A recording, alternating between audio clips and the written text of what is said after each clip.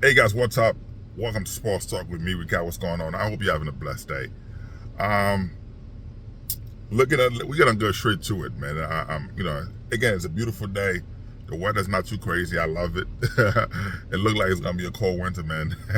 I know it's coming, but anyway, man. When we're looking at the NBA landscape, right? The NBA been around for for the time it's been. When you're looking at the best players, of course, the greatest of all time. I've said it many times. LeBron James is the greatest of all time, based on what he's done. But that's not what this video is about. But if you look at the best forward, I always had Larry Bird as the best forward, one of the best forward of all time until seeing LeBron James. And LeBron is arguably the best forward, the best small forward of all time, and putting Larry Bird second, right? But when we look at the best power forwards of all time, to me, when you look at the numbers, right? People might see it differently, but I picked four guys. Well, you got to pick four guys. Dirk Nowitzki was one of the greatest power forward of all time. As a 7-footer, I didn't understand why you're not playing center, but still, I understand the same. It was tough for me. It's between him and Kevin Garnett, but they both are champion, but he's done more for Dallas than Garnett done for Minnesota, the Celtics, the Brooklyn Nets, or so on. Yes, they won a championship, but when you look at Dirk was more valuable to the team than anything. You know what I mean? So when you look at what he's done, you have to give him credit. So the best power forward of all time for me, it's not in that order. I'm not gonna, but I picked the top four. I picked Dirk Nowitzki. They're not in order. Don't come out here and say, Rick, what are you talking about? You list Dirk Nowitzki as the best of all time. He's the top four. So I picked the top four. You had Dirk Nowitzki. Then I picked Tim Duncan. Tim Duncan, was a great power forward. The guy won multiple championship, and I'm very disappointed. My team, the Orlando Magic, I'm very disappointed with the Magic organization. Doc Rivers, Doc Rivers in particular. Doc Rivers was the head coach for the Orlando Magics when they had an opportunity to get Tim Duncan. You know what I mean? Opportunity to get Tim Duncan when you traded for Grant Hill to get Tim Duncan. So at the time, all the wives, the basketball wives, at the time that was his girlfriend. His girl, the wives usually travel.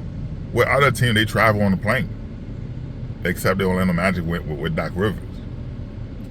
When the girlfriend asked Doc Rivers when they went and had dinner, how do you feel about girlfriends or wives, whatever, spouse traveling on the plane? Doc Rivers said, "Oh hell no, we're not gonna have that."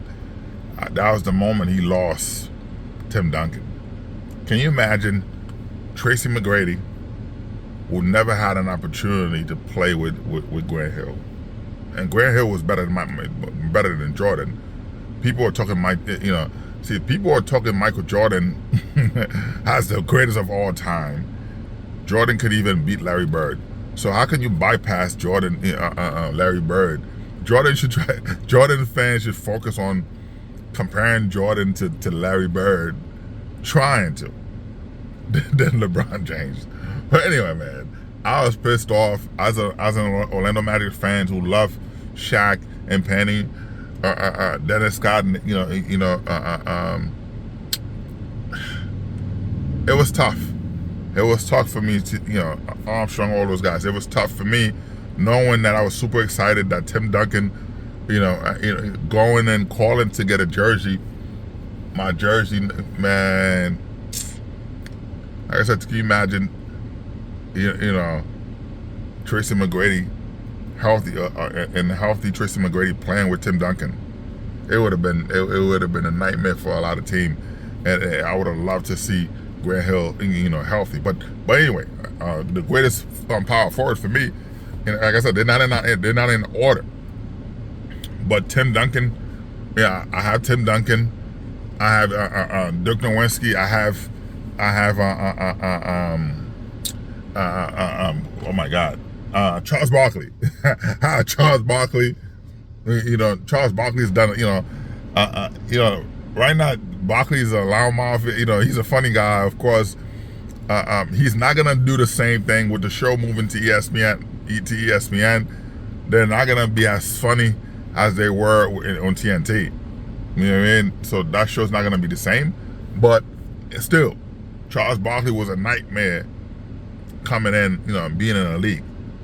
You know what I mean? He was a nightmare. I'm not talking about Houston, Charles Barkley, but still, Charles Barkley was still a monster, right? And then you put Karl Malone. Forget the off the field stuff. Forget Karl Malone sleeping with a 13-year-old. As an adult, getting that girl pregnant. Forget all that stuff. Well, you don't forget it. But I'm just saying, besides the off the field stuff, that's what I meant to say. Besides the off the field stuff, which I don't agree with, but he was one of the greatest power forward of all time. So to look at it, Dirk Nowitzki, to me, I would say he's a top 20, if not the top 17 greatest player of all time. People are not gonna give him credit because he is a white guy, but the guy was a monster. Dirk Nowitzki was one of the greatest players of all time. That's why I put him as one of the greatest power forward of all time, because of when you look at what the guy has done, the amount of years that he's playing the league, you have to give him credit. You look at his stats, right? He retired in 2018, 2019. You look at games, minutes, points, rebound, and assists. So gameplay, he played 1,522 games in his career. All right, minutes, 33.8 minutes total, 20.7. I'm sorry, points a game, 7.5. You're talking about assists and 2.4 rebound. Assists and rebound. So he's done a lot. So coming in the league, whatever, in 1999, yes, he didn't do much. He coming out as a rookie, he was averaging, he averaged 8 points a game, 8.2 points a game. He gave you the 3.4 rebound and 1 assist for a 7-footer. Of course, you would like to see more, but you're looking at the transition, the development from the NBA, from the European League to the NBA. It is far more graded. It is far more graded now because, again, of course, you have coaches, you have who's coach overseas, you have players who's play overseas. All these guys are learning the system. They're learning all these things. So it's a lot different seeing the development of these guys now. You look at Luka. And you look at all those guys, Paul Gasol, all those guys who played, European guys coming in, so you gotta give credit to the players that are now, right? You gotta give credit to the players that are now. When Dirk was playing, yeah, he had more pressure on him, more stuff on him, more stuff to do. But you gotta give him credit. He developed. He was able to develop to the player that the Hall of Fame player, MVP caliber player. Yeah, he won the MVP. 2006, 2007, where a lot of teams, a lot of people give him flack for winning the MVP, even because they lost to Golden State. People still give him flack for that. But still, the Joker won the MVP. People give him flack for it. People, not so much that. People give flack to Joel Embiid for winning the MVP, for doing everything and then get bounced, But anyway, so you look at Dirk, 1999. Of course, like I said, 47 games he played, 20 points a game, 8 rebound. 20 minutes. He played 20 minutes. 8 points, 3.4 rebound, 1 assist. Then 99 to 2000 season, he played a full 82 games, 35 minutes a game, right? 35 minutes a game, 17 points, 6 rebound, 2.5 assists. When you look at it, like again, I was saying, for me, looking at a 7-footer like that, and when you're not grabbing 10 to 15 rebounds, you should be grabbing double digits rebound all the time.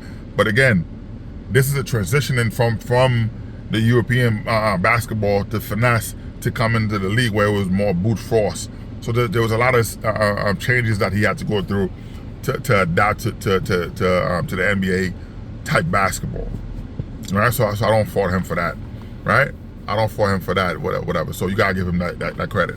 But coming in, right? So then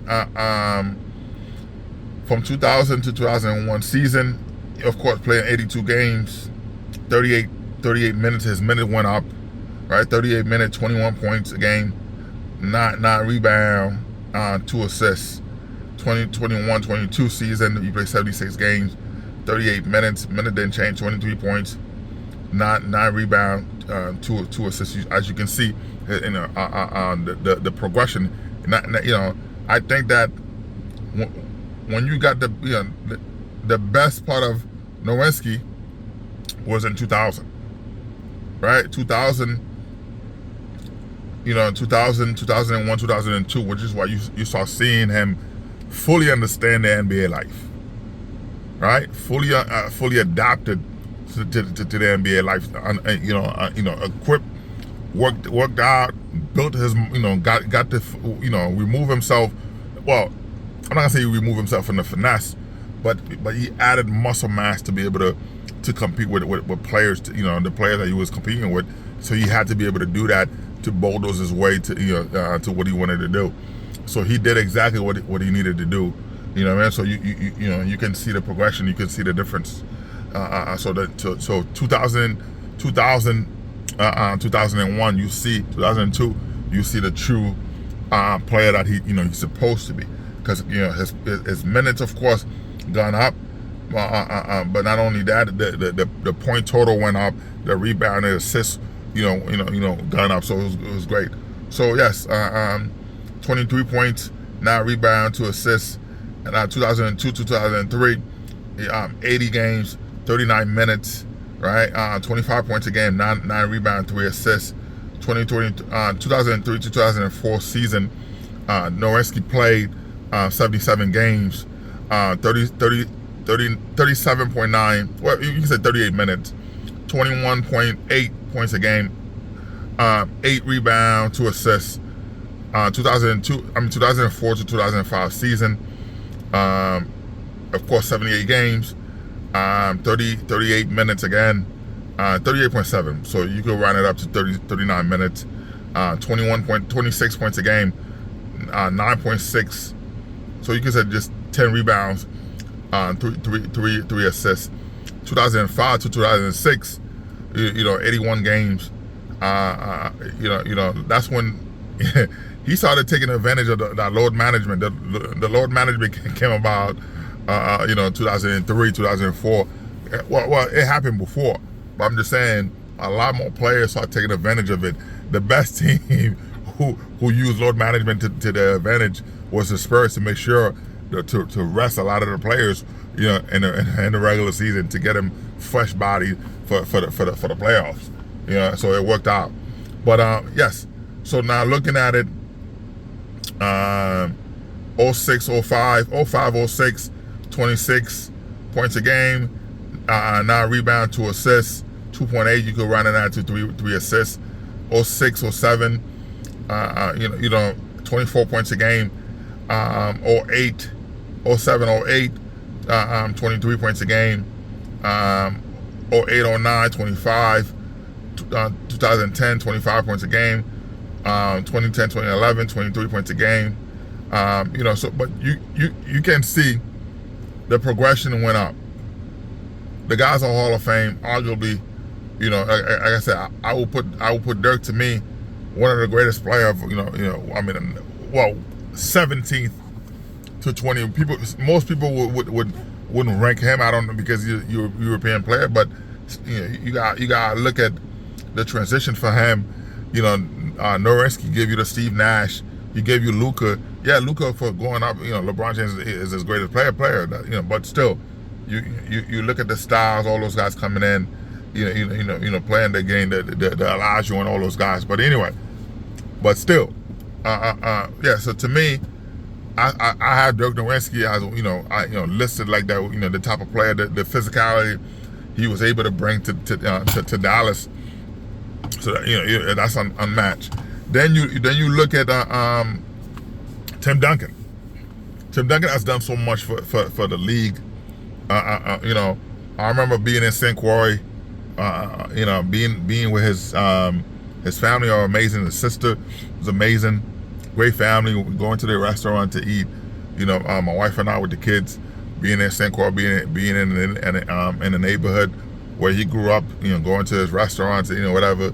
Meeting him was a great dude, man. Great dude. But I'm saying this, to me, I say a lot, but to me, he is one of the greatest power forward. For the amount of championship that he won, the MVP season, all of that stuff. To me, when you look at it, right, when you look at Tim Duncan was able to stay. David Robinson was able to talk Tim Duncan out of leaving. To go to Orlando. All right, but he didn't have to do too much, because that dang Doc Rivers, man, Doc Rivers had to open his mouth. You know what I mean? Every team's allowing their wives to travel on a plane. Every team. Doc Rivers is like, no, we're not gonna do it in Orlando. And this is the problem. Doc Rivers is a great coach, man, but like, come on, man. But it is what it is, man. So, but looking at it, for what Tim Duncan meant for that team. Yes, you had Ginobili, you had Parker, right? You had Greg Popovich. Greg Popovich, to me, is the greatest coach of all time. Greg Popovich, is the greatest coach of all time to me. Forget Phil Jackson. Phil Jackson couldn't do that without stars. Greg Popovich was able to take nothing. He took regular players to transition them to put a system around them for them to be successful. Greg Popovich took what you have. He didn't say, this is my system, this is what you got to do. He built his system around the players. This is what you're good at. You're good at this. I'm gonna make you a star by doing that.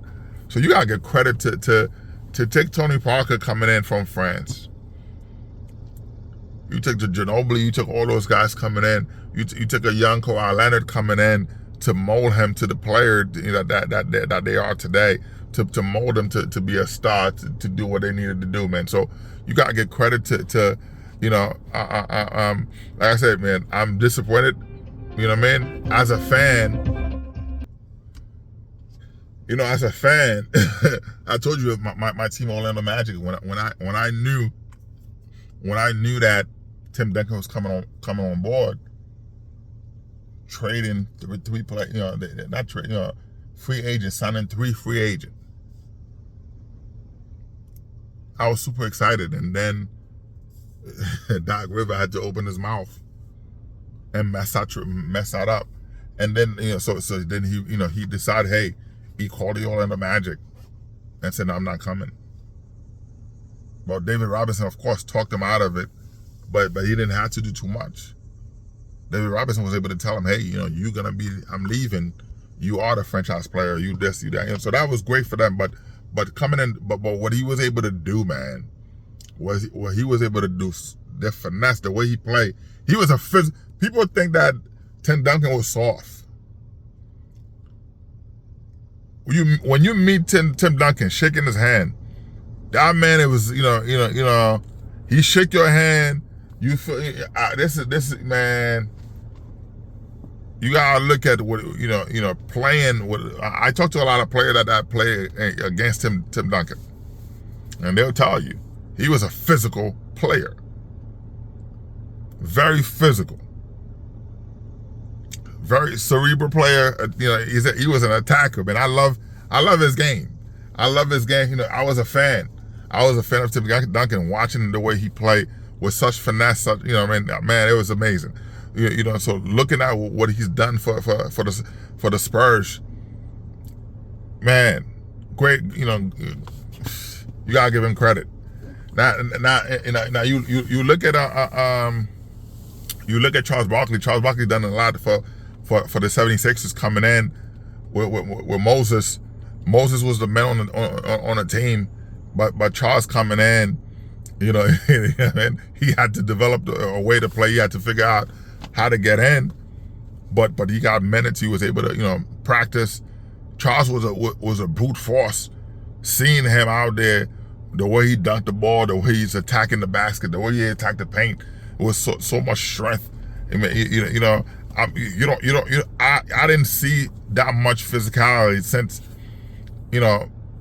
watching that much physicality. I watched that with Shaquille O'Neal coming in, dunking the basketball, breaking the backboard, seeing it with Zion, seeing it with LeBron James, seeing it, but I'm saying that the brute force, man, Charles Barkley was one of the greatest player of all time.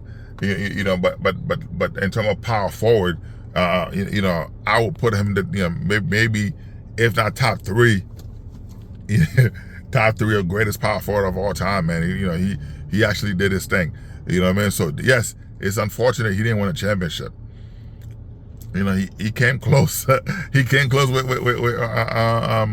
he came close, very close. With the Suns, he came very close with Houston. Very close with Houston, man. I wanted him to get a championship, but unfortunately, it didn't happen for him. Then finally, forget besides the off the court stuff, Karl Malone was arguably one of the greatest power forward of all time. He did a lot with Utah, building that team, man. And he got cheated a few times. And that shot of Jordan pushed off. And I know that they didn't want to call it. The league wanted to make sure Jordan, won multiple championship. They did that, for him. But still, when you look at it in terms of player, what they bring together, man, you can't stop that. So looking at it, man, you gotta give all the credit to them, man. So I'm super excited for that, man. Damian Lee, put a hot take out there. He said, playing with Steph Curry with Golden State, Steph Curry would even when they losing or he's playing bad, he would go on Twitter and type his name to read all the negative comments that they would make about him, and then to motivate him. A lot of time players will find something to motivate them to say, hey, this is what they want to do, man. So you gotta give credit to to them, man. Shout out to all of them, man. Man, when you gotta look at right now to see right now the Lakers off season looking better than they ever did. LeBron is grinding at 3 a.m. LeBron is still doing what he does best, grinding, working out, doing Father Time still sleeping. This is year 23 for LeBron James. Father Time is still sleeping. Luka showing up lean. You know what I mean? So no more mean for Luka being fat. He's stepping it up, looking lean. Rui Hachimura, he's training with the sumo wrestlers. He's out there in Japan training with the sumo wrestlers, pushing the sumo wrestlers, man. Good luck boxing that out. So you can see the transition and the progression for him, for Rui Hachimura. Last year, of course, he was being boxed out. So this year he decided to not just put muscle mass, but strength. Right? This is why he went out there. He's training with 400 or 500 pound sumo wrestlers, And those guys, you know, and when you talk about strength, they have it. You know, even Maxey, you know, Maxey's looking jacked. so I'm excited to see how the Lakers going to look. You know what I mean? So you know, it's interesting to see how they're gonna look. So I'm super excited. Well, as a fan, I'm a fan of basketball. You know, so you gotta be excited for seeing great basketball. So you know, we'll see what happens. Anyway, man, there's a lot more to talk about. You know, right now, you know, shout out to Shedeur Sanders, man. It's a movement, man. You know, Shedeur Sanders has sold 250 million jersey sales, yeah, leading all rookies, man. Which you know, he got 14 million commission to him, you know, for selling his jersey at Jackson State. You know what I mean. So when you look at it right now, in terms of rating, you know what I mean. After week 1 preseason, right? You have Shedeur Sanders, you know, at 82.1%. Jackson Dart with the Giants, 80.7%. Jalen Melrose from Seahawks, 53.3%. Cam Ward with the Titan. Cam Ward, man, you gotta get credit to him, but still 54.2. Tyler with the Saint, at 46. You got Quinn with the Dolphins, 37. You gotta get credit to Cam Ward. Cam Ward with the Tennessee Titans, man. He's shaking up the locker room. Cam Ward is shaking up the locker room, telling players those guys are showing up late, to practice. 3 a.m. You know, he's in a building practicing. He's trying to get better. He's trying to get the team around and break out, because he's telling the veteran players to get on board. If he didn't come here to lose. He want a winning culture, man. And the players are telling him to chill, and he's like, yo, you guys are wasting time. You here, you getting all this money to do what? You know what I mean? You getting all this money to do what, man? So he is very disappointed with the players. The players are not happy. They're saying, oh, he's trying to be. He's a rookie. He should stay on his lane. He's saying, wait a minute. Forget staying on my lane. This is football. I came here to win football. I came here. We were, man, because we were bad. So forget all of that, man. But hey, anyway, the Brown, Kevin Stefanski told Shedeur Sanders that 19. There are 19 men in the NFL that called the Cleveland Brown trying to do a trade with Shedeur Sanders after week 1, seeing what he had to go against, right? Shedeur Sanders was going up against practice squad, first team players. But people will say, well, those are the Panthers. But still, he was facing, number one when he had the backups. He had the third string players, and he stepped up. He did what he did like that, man. So yeah, the head coach, Cleveland Brown head coach, Kevin Stefanski told Shedeur Sanders that 19 wants to trade for him, and what does he think? Shedeur Sanders told them, look, if those 19 that want to trade for me, if they want me to start as a quarterback, yes, you guys could trade me. If not, I want to stay here and grind. I love the mentality, man. I love the mentality of the kid. Besides his expenses, man. I mean, I love the mentality of the kid. He's coming in. He put his head down. He's not making it about him. He's telling his dad to not show up. Because you know what it would be. You know what it would be for Deion Sanders, his dad, to show up in practice. It will be a media show. He said no. He told his dad, don't come to practice. Don't come to practice. I don't want you to come to practice. You come to practice when I earn the spot. You come to practice when, you know what I mean? Don't come. And that says a lot, man. That says a lot for him. He put his head down. He's in the film room. He's working out. He's doing what he needs to do, you know, to make sure that he's better. Now, when you look at it, Joe Flacco, Joe Flacco don't need rep. Yes, Joe Flacco's old, but he doesn't need rep. We saw Joe Flacco with the Jets look bad. As a Jets fan, look bad. But Joe Flacco last year look amazing. He came out juiced up. I'm not saying it's steroid. I'm not saying he was taking steroid. I'm just saying he came out with a newfound glory, slinging it. I didn't see that with the Jets. I saw a guy who was old and washed up. I don't know what happened. It was a different player, right? With nothing to lose. Came out, he did what he needed to do. So we gotta give credit to that. He did his thing. But obviously, of course, Joe Flacco is your guy. But how many wins are you gonna get? Right? When the defense break down, when the offense break down rather, how many you need to extend the play like you see what Shardar Sanders was able to do during our preseason when everything broke down.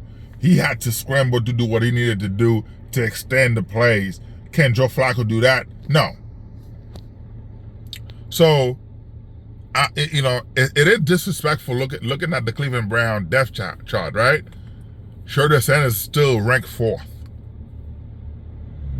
You watch all those guys, Gable, all those guys couldn't even hit a target, couldn't even do a screen pass. But yet, Shardar Sanders ranked 4th. You see that the owner loved publicity, by the way. He loved all that stuff. Him saying, "Oh, I didn't know about picking Shardar, whatever." Come on, Shardar Sanders would not be with the Cleveland Brown without the ownership, without him. So of course he had to make something out of it. He had to do what he had to do, but he know what he's doing, man. All that stuff is, week 1, Shardar Sanders would be the starter.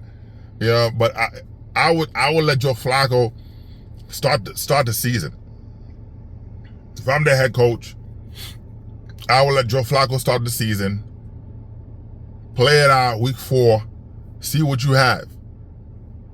You go 4-0, 2-2. 2-2 is you're still 500, right? 2-2, you're still 500. You continue with Joe Flacco until you see what you have. Right? 4-0, of course, you stick with Joe Flacco. 1-3, you put the kid in there. Shardar Sanders should be your quarterback. You know what I mean? But I don't know. But anyway, man,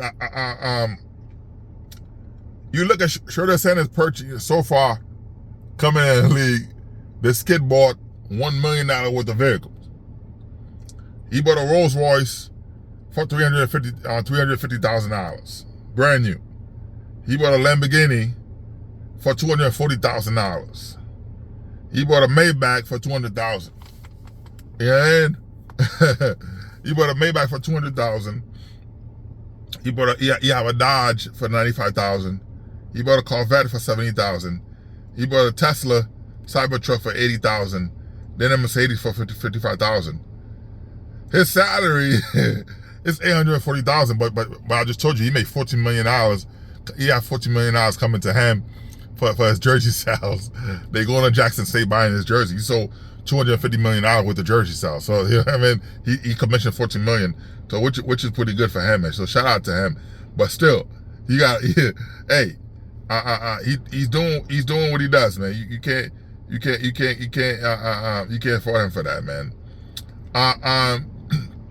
There were so many teams that call the Lakers, right? So many teams call the Lakers to trade for Vanderbilt and get Vincent. The Lakers said no, which is great. Can you imagine when Vanderbilt is healthy?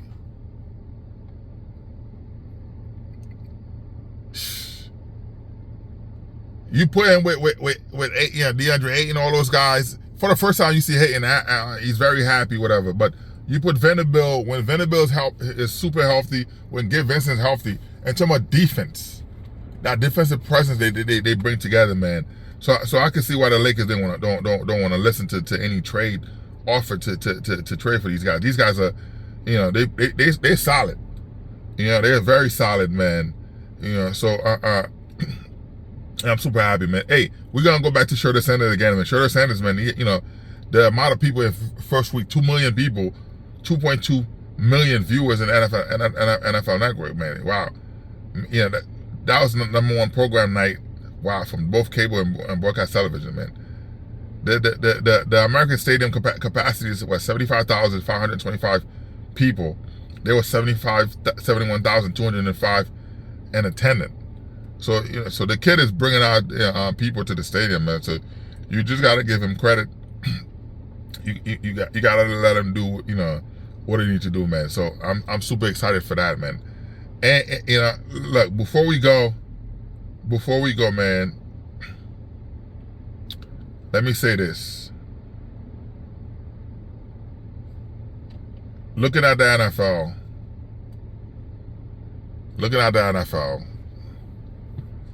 as a Jets fan, I'm super excited. Justin Fields didn't look too good the other day. He didn't, but he redeemed himself. So we'll see what happened, man. Anyway, man, sports talk. Like, subscribe, and share, man. Peace out. I hope you have a blessed day. Peace out, man.